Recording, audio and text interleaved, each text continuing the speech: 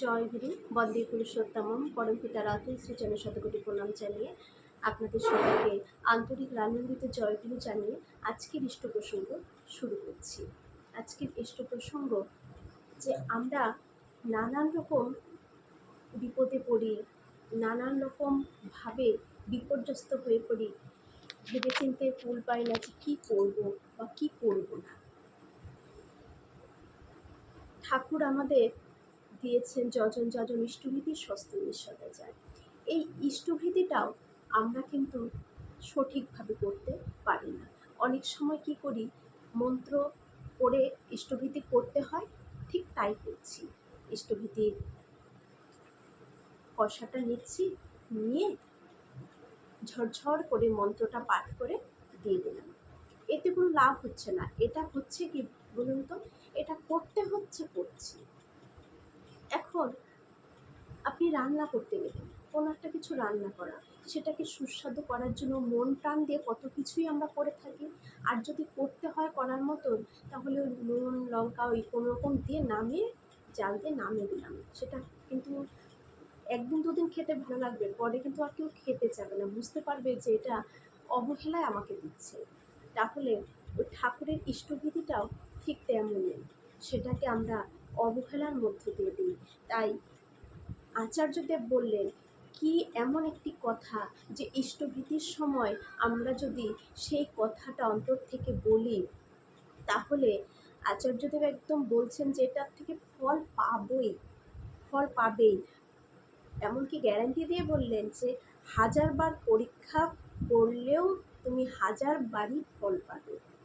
জীবন পাল্টে দিতে পারে যদি এই কথাটা আমরা ইষ্টভীতির সময় অন্তর থেকে ঠাকুরকে নিবেদন করতে পারি।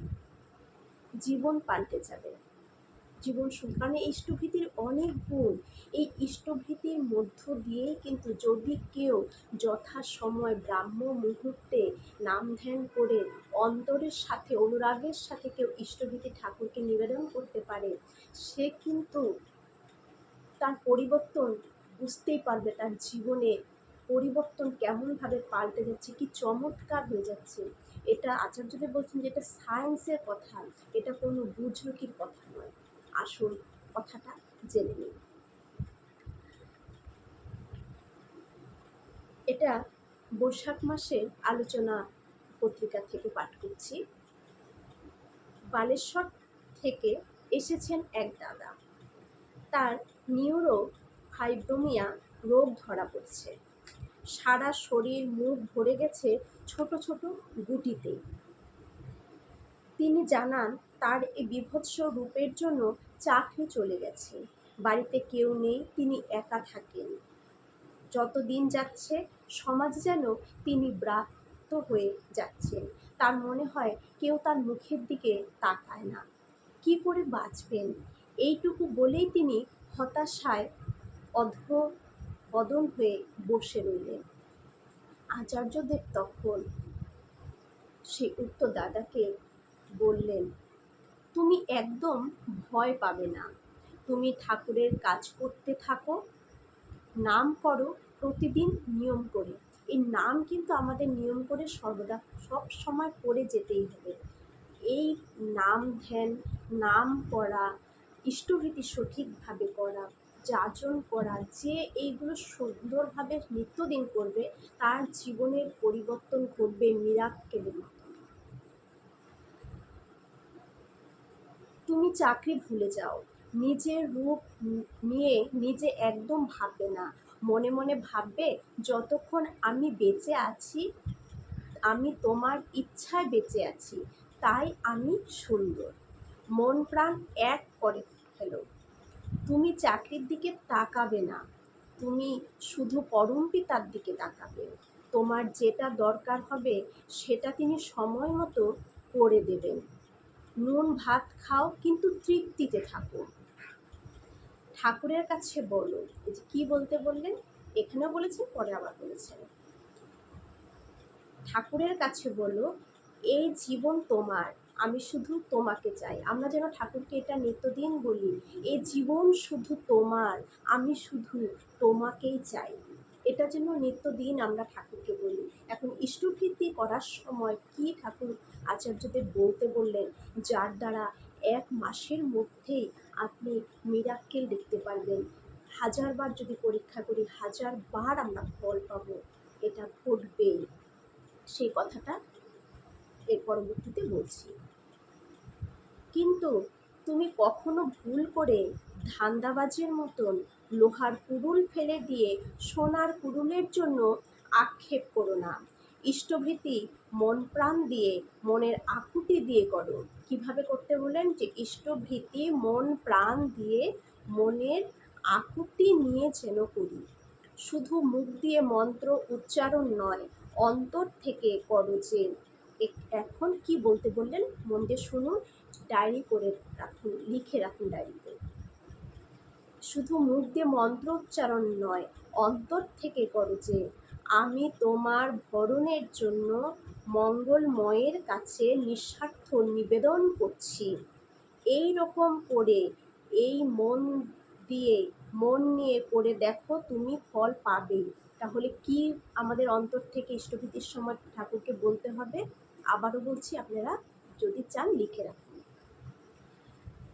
অন্তর থেকে করো যে আমি তোমার ভরণের জন্য মঙ্গলময়ের কাছে নিঃস্বার্থ নিবেদন করছি। আমি তোমার ভরণের জন্য মঙ্গলময়ের কাছে নিঃস্বার্থ নিবেদন করছি। এই কথাটা আমাদের অন্তর থেকে বলতে হবে। এই কথাটা যদি আমরা মন থেকে, অন্তর থেকে করি, 1 মাস করার পরই আমরা নিজেরা ফল পাওয়া শুরু হবে, নিজেদের মিরাক্কেল ঘটবে জীবনে কিন্তু, এবং ঘটবেই। আচার্যদেব বলেছেন, আমরা যদি ঠাকুরকে এই বলার পরে পরীক্ষা করে দেখতে চাই, যদি 1000 বার পরীক্ষা করি 1000 বারই আমরা ফল পাবো। এইরকম করে এই মন নিয়ে করে দেখো, তুমি ফল পাবেই। 1000 বার পরীক্ষা করে দেখো, 1000 বার পাবে। আমি বলছি না, বিজ্ঞান বলছে। এটা কোনো বুজরুকির কথা নয়, কোনো বাবাজির গল্প নয়, সায়েন্স বলছে। যখন সব দিকের রাস্তা বন্ধ হয়ে যায়, তোমার জীবনের সম্ভাবনার দরজা তখন ইষ্টভৃতি খুলে দেয়। মানসিকভাবে অন্ধকারে নিমজ্জিত দাদাটির আশার আলো দেখতে পেলেন। সমাজের কাছে ব্রাত্য হয়ে যেতে থাকা দাদাটি শুনতে পেলেন পরম প্রেমের গল্প। চোখে গভীর প্রত্যয়ের প্রতিফলন। আচার্যদেবের উপদেশ শিরোধার্য করে এবারে ঝাঁপিয়ে পড়বেন ইষ্টকর্মে। তিনি ভক্তি ভরে প্রণাম করে বিদায় নিলেন। তাহলে আমরাও রোজ এটা ইষ্টভৃতির সময় অন্তর থেকে ঠাকুরকে বলবো। জীবনে যত কিছু সমস্যা থাকুক না কেন, জীবনের সব কিছুই আমাদের পাল্টে যাবে। সায়েন্স বলছে এটা, এটা কোনো বুজরুকির কথা নয়। আচার্যদেব বলেছেন, আচার্যদেব বলেছেন আমরা যদি 100 বার, 1000 বার এটাকে পরীক্ষা করতে চাই, 1000 বারই ফল পাবো, মানে এটাতে ফল পাবই। কি বলতে হবে? আরেকবার বলছি, বলতে হবে আমি তোমার ভরণের জন্য মঙ্গলময়ের কাছে নিঃস্বার্থ নিবেদন করছি। তাহলে এই কথাটা আমরা ইষ্টভৃতির সময় রোজ বলবই। এবং ইষ্টভৃতি করার পরে কিছু নিয়ম রয়েছে যা আমাদের অবশ্য করণীয়, সেগুলো নিয়েও আমি আলোচনা করব। কিন্তু আজ এই জিনিসটা লিখে রাখুন, কাল থেকেই যেন আমরা ইষ্টভৃতির সময় এই কাজটা শুরু করে দিই। আর কারা কারা এখন থেকে এই কাজটা করছেন সেটা করবেন। যেমন আমি আগেও একটা ভিডিও করেছিলাম, আমি ইষ্টভৃতি করার সময় ঠাকুরকে এটা বলে নিবেদন করতাম, হে দয়াল ঠাকুর বাবা, সব তোমার, তোমার জিনিসই তুমি গ্রহণ করো পিতা। যতক্ষণ চোখ বুজে দেখতাম যে তিনি হাত বাড়িয়ে নিচ্ছেন, ততক্ষণ আমি হাত পেতে থাকতাম। আর এখন আচার্যদেব শিখিয়ে দিলেন কি বলতে হয়, এটা আমরা আজ থেকেই বলা শুরু করবো। সবার মঙ্গল প্রার্থনা করি, সবাই সঠিকভাবে ইষ্টভৃতি করে সবার মঙ্গলের কর্মে অধিকারী হয়ে উঠুন, এই প্রার্থনা। জয়।